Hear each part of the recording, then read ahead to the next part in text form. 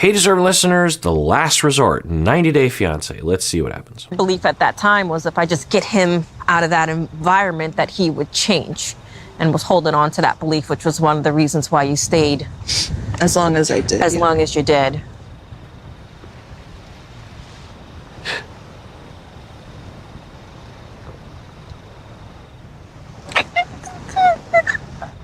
So, as I've said before, I think when this happens, I don't know if he is falling into despair. I don't know if he's acting. It doesn't look like that.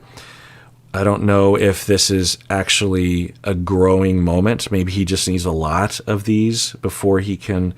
That's my hope, and I also kind of suspect that the more he has of these moments, the faster he will understand himself and his emotions and his impulses and his responsibilities and how it affects other people. There's a chance that so they're talking about culturally, which could be a big factor, of course, but I suspect it's more than that. I suspect there's something going on in his family that led to him being in a variety of ways. I have a hard time. In fact, I know that not every dude from Samoa is characterized the way he is. A lot of people call him like a child, irresponsible. There's a wide variety of dudes in Samoa, regardless of the sexist notions that they've internalized. So might there be a tendency or something in a direction, but maybe, but I wonder, and I hope that this crying is him really reckoning with that 3% assholery that we all have, and he's looking at it and just going, I'm now seeing how I harm other. I feel bad, and through that he can learn to accept and understand that part of himself, so that he can help it and prevent it. I feel like she deserves better than me. And I feel embarrassed about myself, that I make a lot of mistakes of myself. I didn't know that it's really bad. So that's not encouraging. And I'm guessing to Kolini and to Kalani, it's not encouraging when he says, I made a mistake. You didn't make a mistake, dude. You made thousands of choices. It's not a mistake. You didn't trip and fall. You made a choice. It wasn't a mistake. I suspect that Asuelo has a sexual addiction or a sexual compulsion, because there's a pattern, and there's a pattern that has lots of shame and secrecy, and he's increased his activity over the duration of their relationship. But he is taking responsibility, and that progress, I believe, is a small step in the right direction. Okay, so I don't know Asuelu even close to how well the therapist knows him, even in the short time that they've been in contact with each other at this resort. Is way more contact clinically than I've had. I've had zero contact clinically with Asuelu, so I would have to defer to her assessment.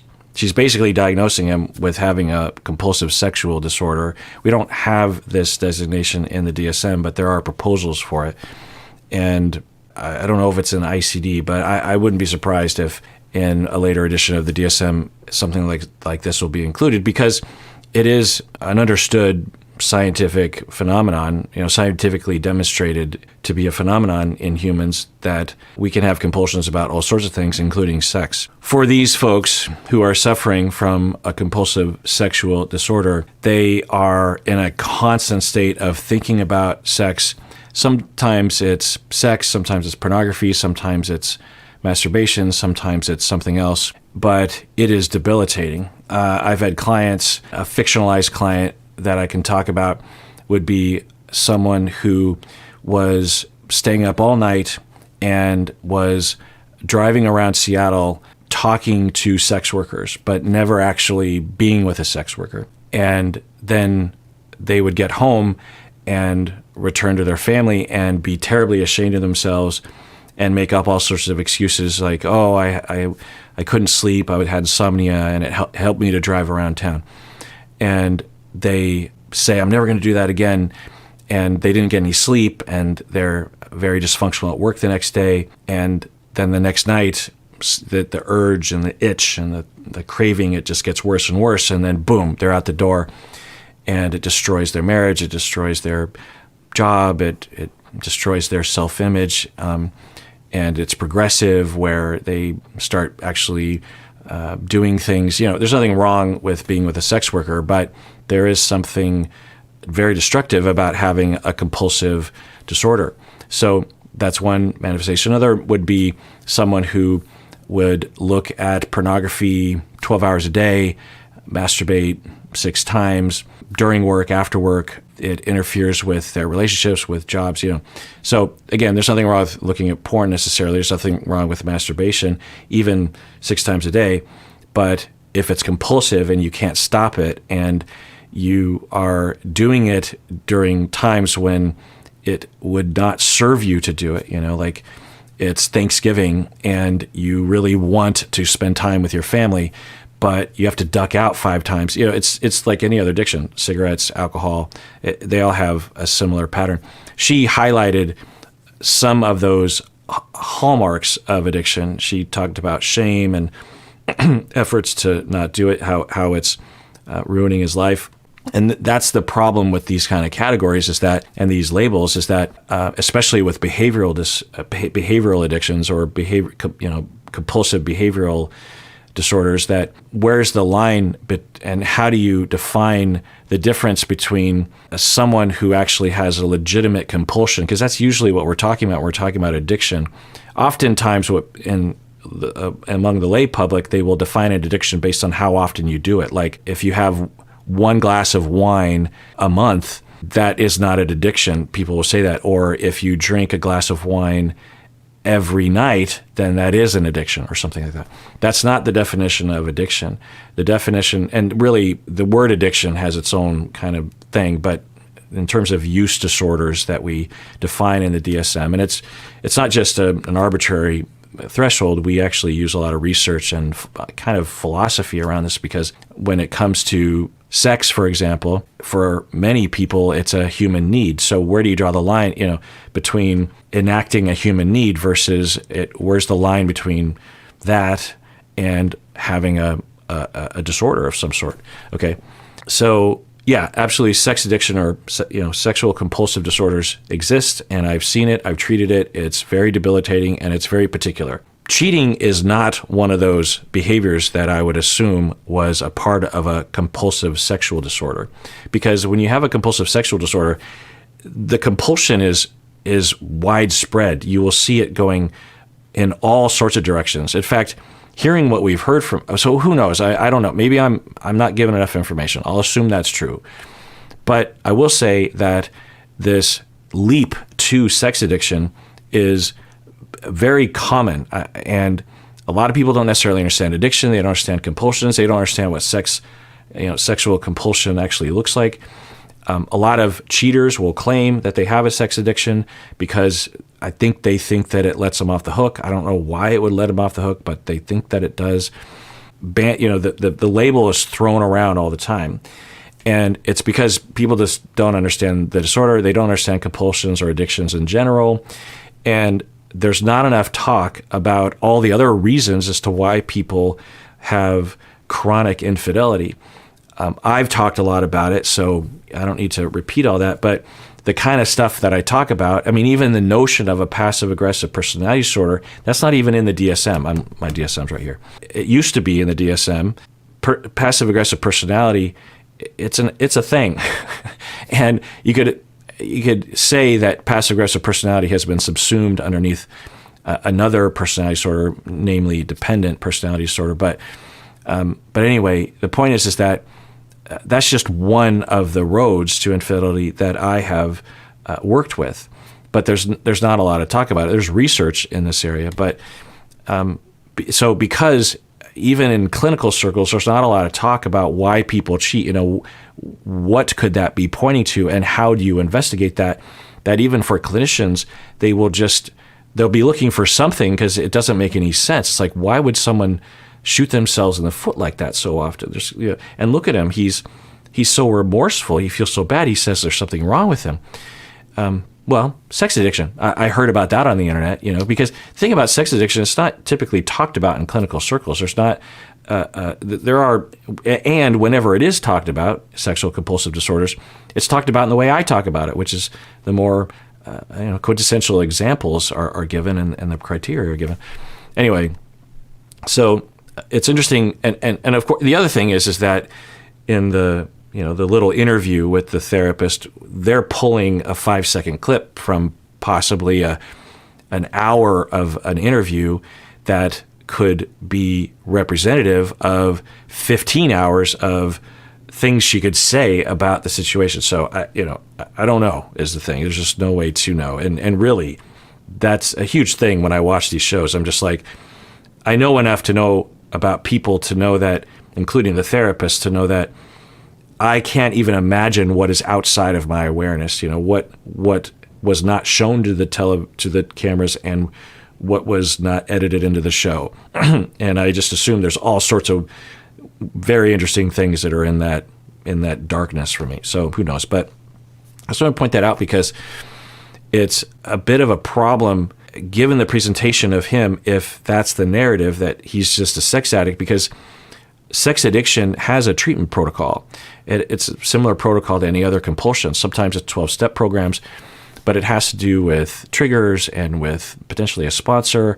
It has to do with managing boredom. It has to do with your own shame. And she mentioned that too, how that could drive it. And it could be, it could be some shame, addiction, compulsion issue, some sort of impulse that he has. It's not off. It's not out of the realm of possibility, but I didn't hear anything in that direction. In fact, we heard a lot of things, even from the two sisters, of cultural factors and learning. He mentioned that there's something about his childhood. So now, can that be? Can those be factors? And like you can have a culture that encourages men to drink, and that can be a factor in developing alcoholism, or alcohol, compulsively drinking alcohol. So it's not completely out of the question, but I just want to say that because whenever I hear sex addiction, I'm usually just like, let's look at it. Today's video is sponsored by Ada. So I got COVID recently. It was probably the sickest I've ever been in my entire life. It was the worst. Well, did you know there are treatments you can take for COVID-19? And that means that there's something you can do if you get COVID, things you can do to avoid getting really sick. And that's where Ada comes in. You take their free questionnaire online. I've taken it. It's confidential. And you find out if you or a loved one may be eligible for treatment. If eligible, you can talk to a clinician via telehealth within 2 hours. And if prescribed, you can pick up your treatment from a local pharmacy. So click the link below to find out if you are eligible and learn more about treatment options. Of their relationship, but he is taking responsibility. And that progress, I believe, is a small step in the right direction by him being able to see how selfish he was. Yeah, and that I agree with, that she's acknowledging and also looking for strengths. That's a good quality to have as a therapist. It's something that we in my training program actually have to, it's not mine, it's the training program that I teach in, but it's something that I will often work with students, trainees, and supervisees, is developing that muscle of seeing and being able to articulate strengths in clients. Some people are really good at it, but most people are not, including myself when I first started out. We're at least culturally trained to look at deficiencies and problems and pathology. A lot of students, a lot of novice therapists already have that already with them when they enter into the field of therapy, but not everyone has the ability to, to some extent, automatically notice strengths and positive developments. And so she did that, which is good, to say about Asuelu that he's taking responsibility.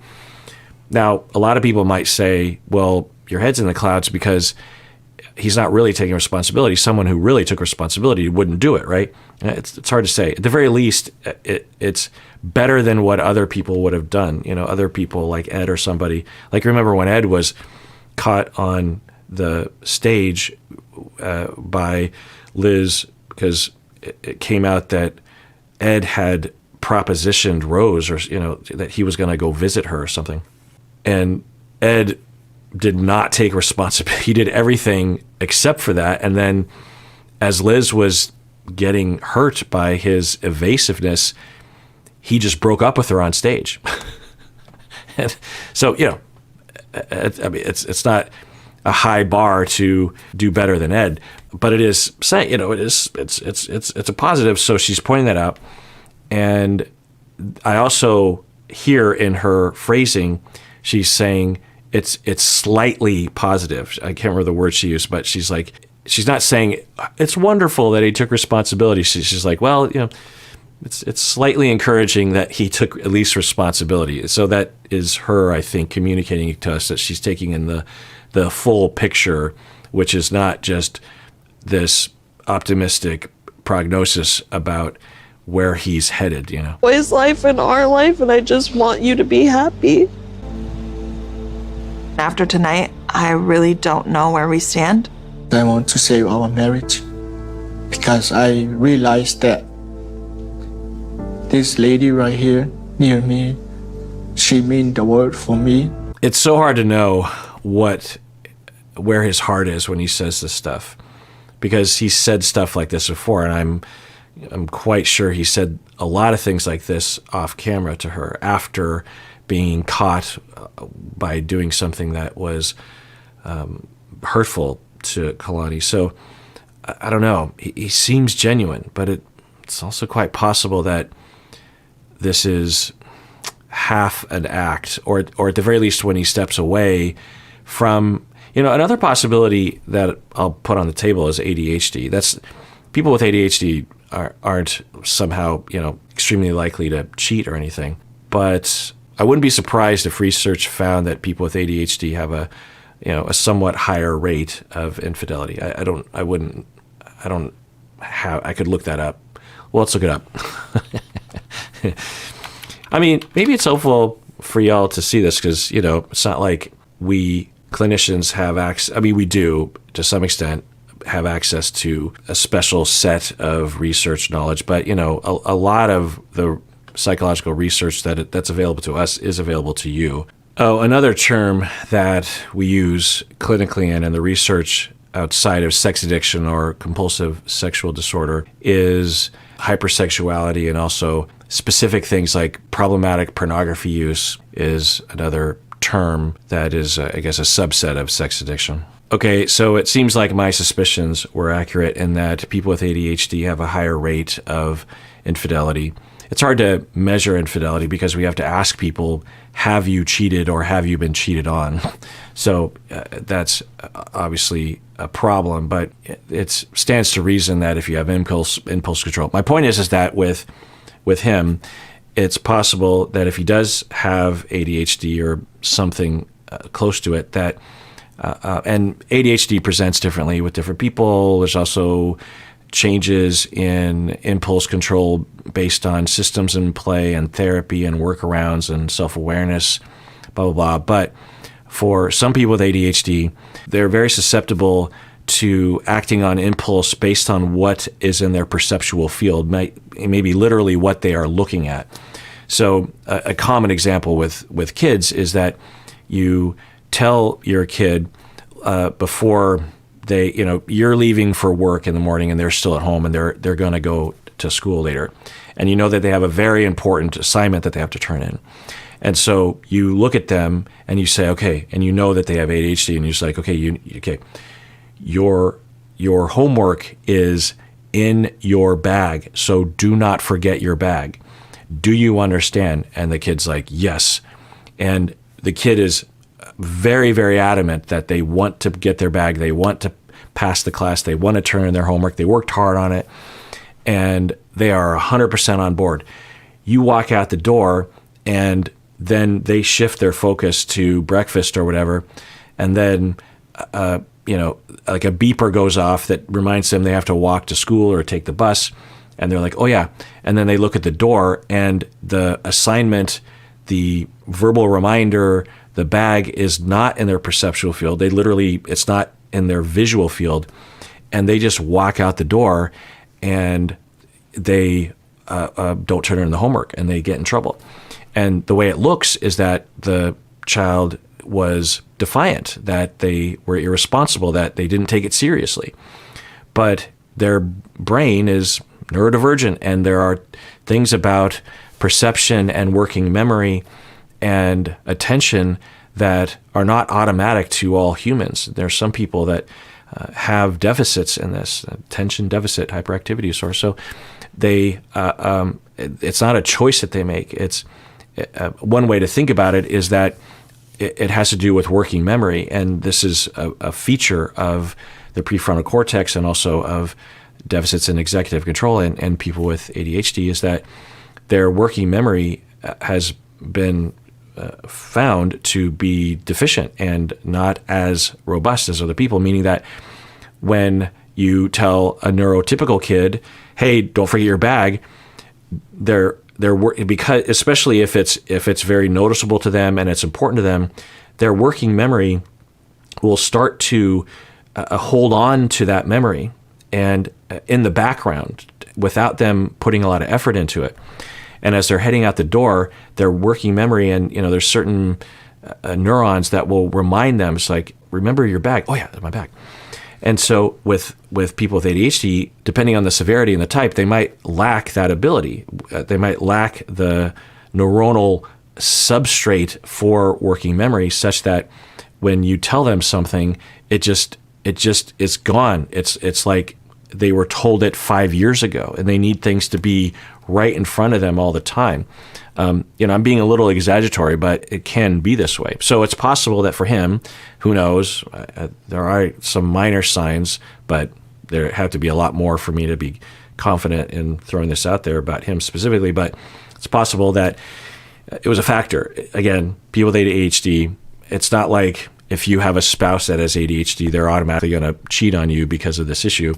But it could contribute, right? That he is, when he's at home and he's with his wife and his kids, that he's like, absolutely, I'm married and she's right there and I would never cheat, or at least if I did want to, I have enough reason because it's all in my perceptual field.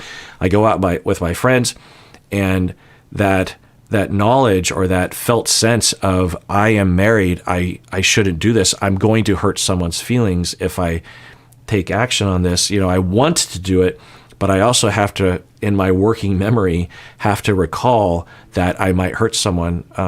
Also, just certain goals that you set for yourself are also sometimes held in working memory. Like, okay, I'm going to go out, but I'm not going to get too drunk, and I'm not going to let that one friend influence me to start talking to women or something. There's a lot of things that can be affected by ADHD that can lead down a road where someone takes action that they're responsible for, but it would have been easier for them to prevent themselves from doing that and going down that road if they did not have ADHD, or they had treatment, or they had workarounds or something. I'll just throw that out there.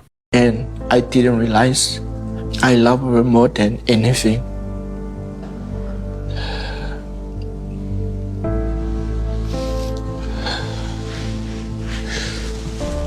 Now, she keeps hugging and being nice to him, but her face, I think, exhibits that she knows she's going to leave him and is being kind and believes him to some extent, but at the same time is thinking, well, too little too late, or you've said this before, and I need to make nice with you because you're the father of my kids, and we'll be cordial. It kind of has that look to it.